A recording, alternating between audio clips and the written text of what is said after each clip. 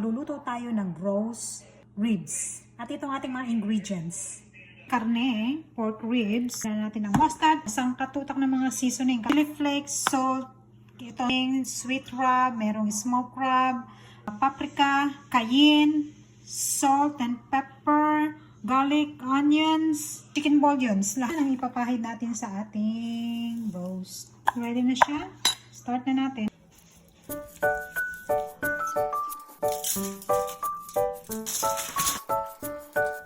Nalagyan natin siya ng konting tubig.